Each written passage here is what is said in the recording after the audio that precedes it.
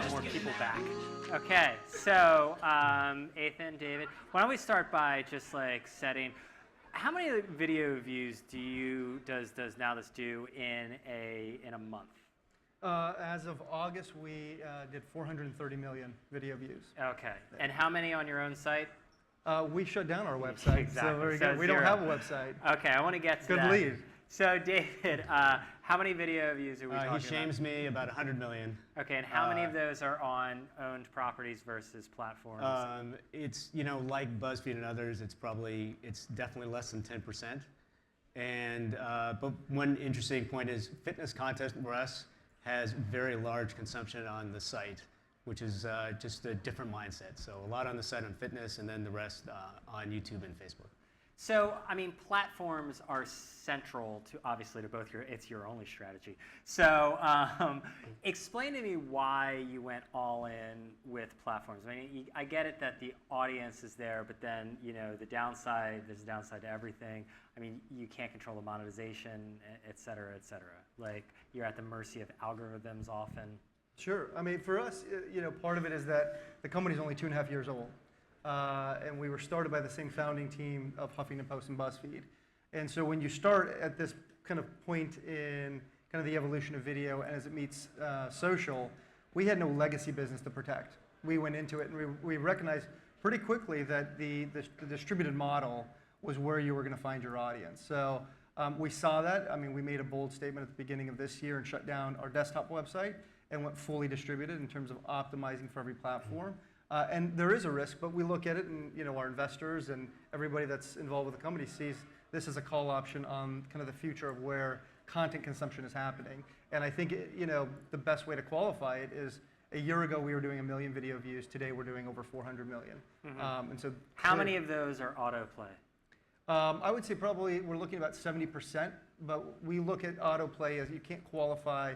For us, it's about completion rate. We are maniacal about driving the furthest completion because we know that actually extends the distribution of that content, particularly on Facebook. Okay, so Facebook, I know because we wrote a story about you guys on Facebook. Facebook's very big for POPSUGAR. Yes.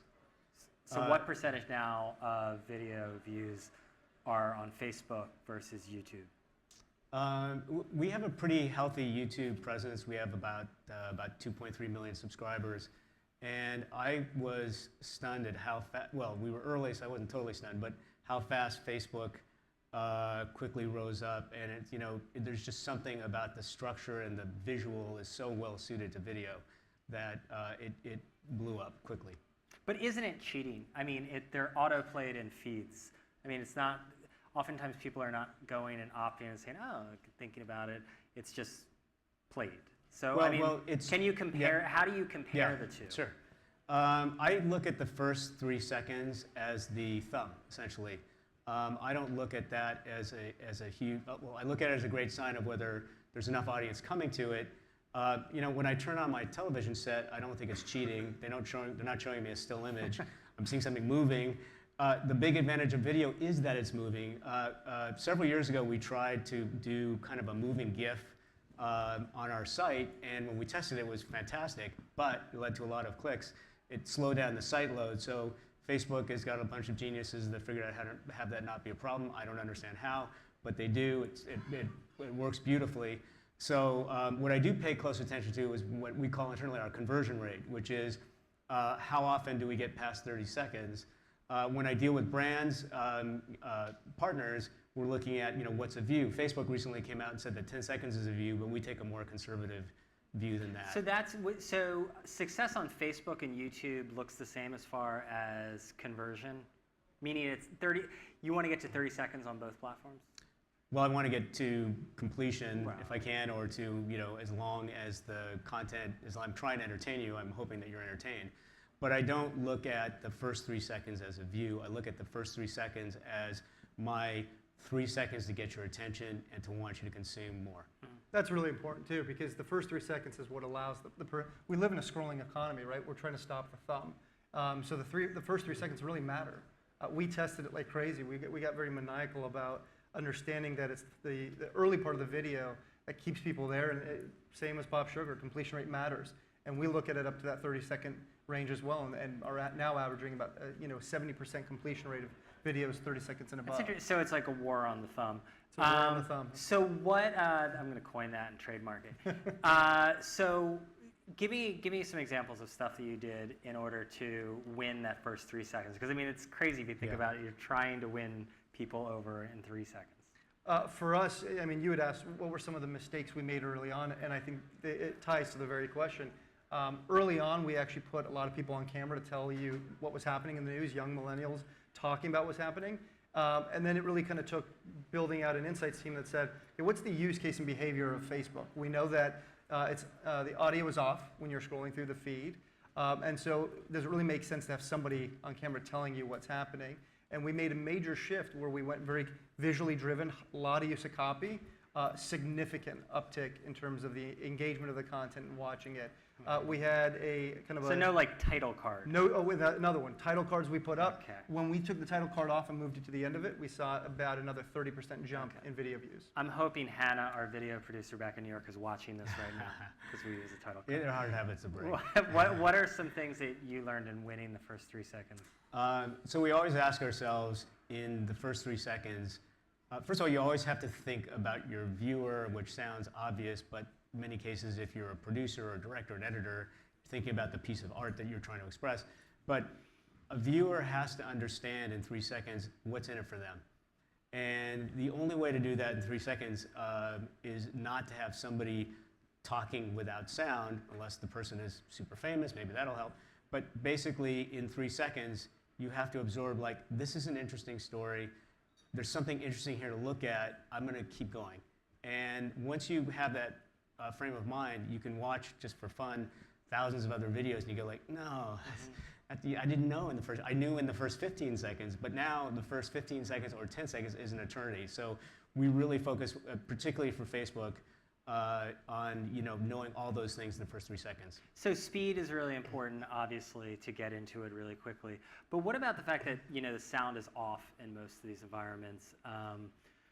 How does that affect the sort of creative process? I mean, are we going back to like a sort of silent film era? Well, yes and no in some ways. I mean, we look at it and say each piece of content should be audio agnostic, that you could essentially consume the whole video without ever going full screen and actually hearing any of the audio. The audio becomes complementary, but again, for us, we use a lot of copy to help kind of drive the story along. We use subtitles if somebody's talking. Those kind of things were kind of the big drivers for consumption. But I mean, look, the further somebody stays in the video, the likelihood of them going full screen. Is that an important metric that you track? I mean, that you're trying to get people to turn the audio on, maybe not in like Instagram or something like this, but in, say, a Facebook? No, I think our metric is twofold. I mean, if our final KPI is views, the things that we see drive the furthest set of views are the completion rate and sharing. And so we also cover stories that we think are emotionally driven, that people will want to share. I mean, we oftentimes, we're talking a lot about Facebook, but for us it's about building platform appropriate content. We don't go and create a piece of content and say, all right, this is our Facebook video, let's cut it down 15 seconds to Instagram, 6 seconds for Vine. We think about each platform uniquely and tell that story uniquely to the platform that it's going to.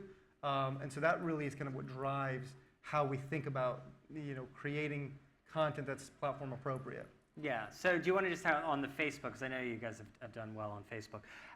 Are you creating video like that can be viewed without the sound? Yeah, absolutely.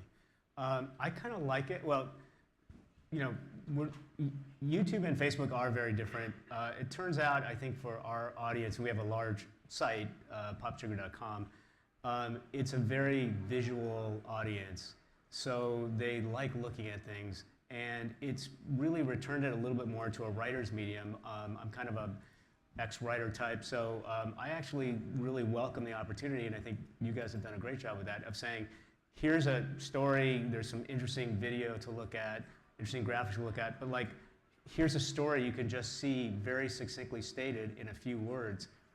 Now, at the beginning, we way overdid it. I remember I had one young editor was like, editing something, and I said, we talked about how much graphic you have, and somebody was laughing, and they just wrote ha ha ha ha ha all the way across the bottom. I said, no, that's not really what it is.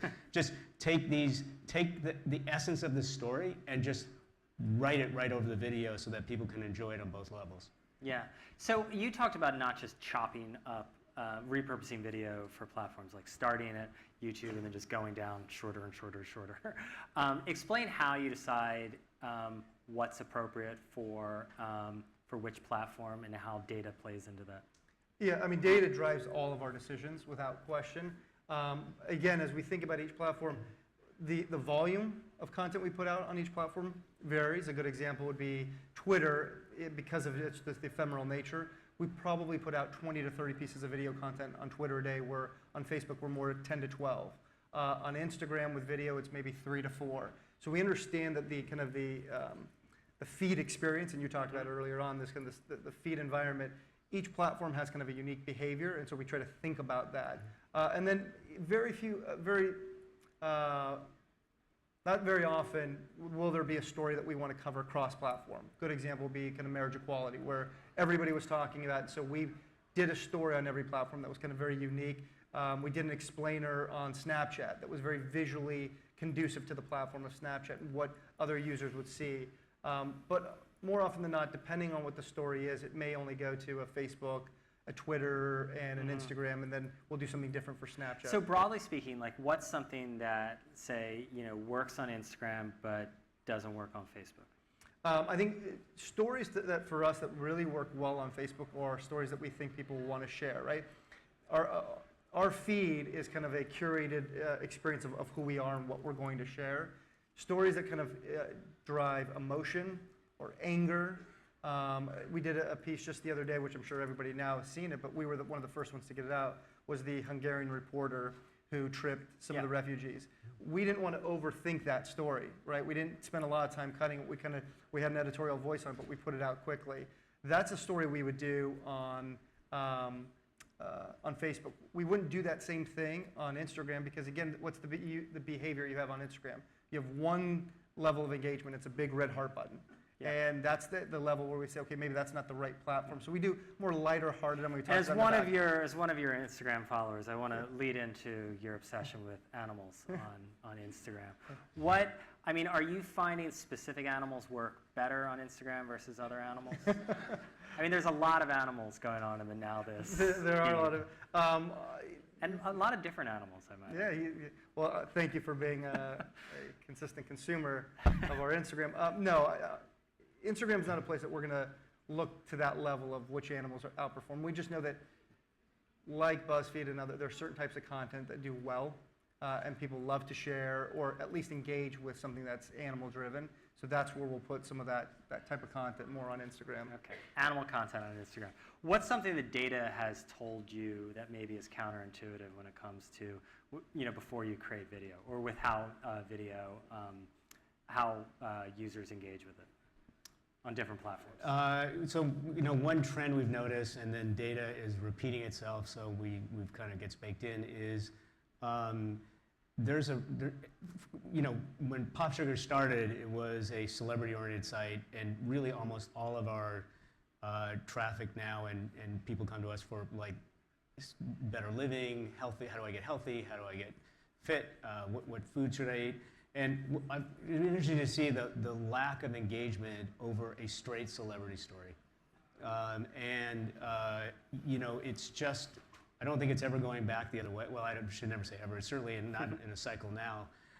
So we've then looked at a lot of data of like, how do you find, if you want to talk about a celebrity, how do you find what people really love about a celebrity? Because POPSUGAR only talks about things that people like about people, not the things that don't like. That's not us.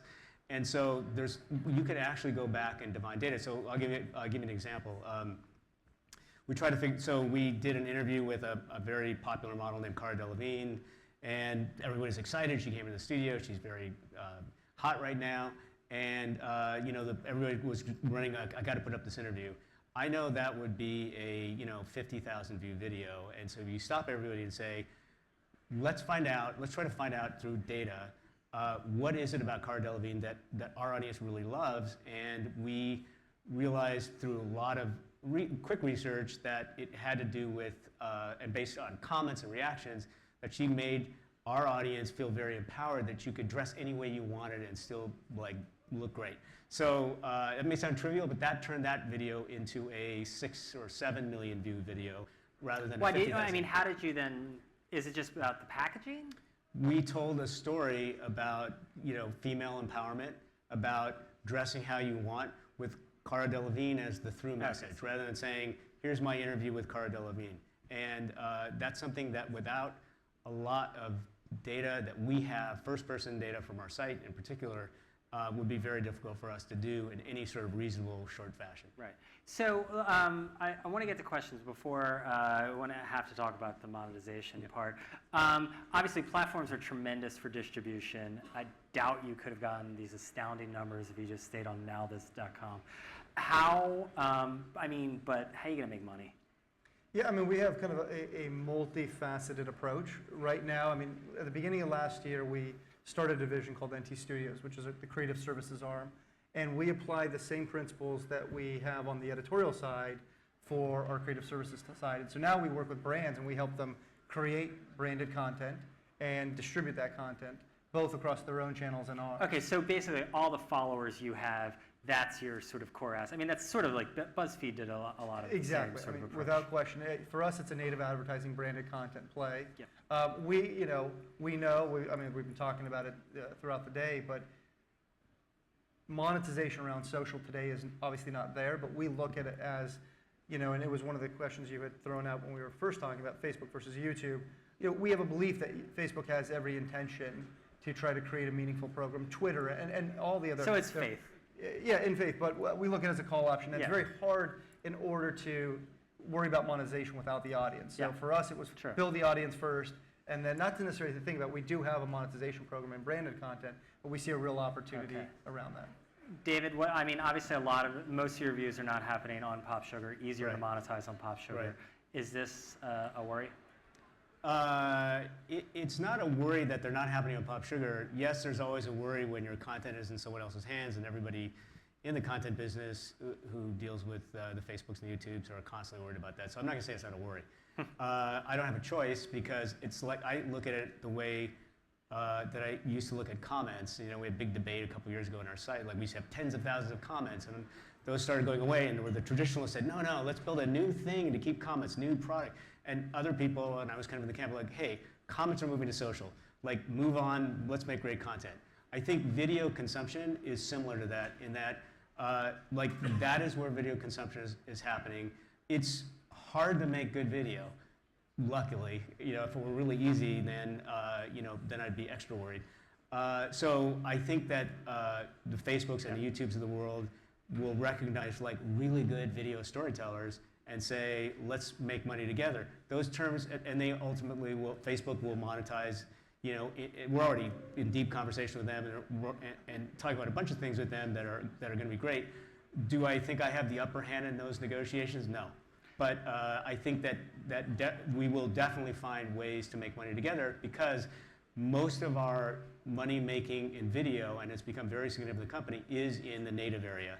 And that's inside the video, and really Facebook would have to spend all day trying to take those things down. I think they are saying, let's not do that. Let's actually both make money together on that. Okay. Want to open it up to questions? We have time for maybe one. I went a little long. Over here. So Facebook just recently announced that they're going to be introducing something akin to like a dislike button. Have you guys had any early thoughts of how that may potentially affect the type of content you publish on Facebook, and how you would maybe position content with the introduction of such a button, or how you can potentially leverage and capitalize on that to maximize social legs of content?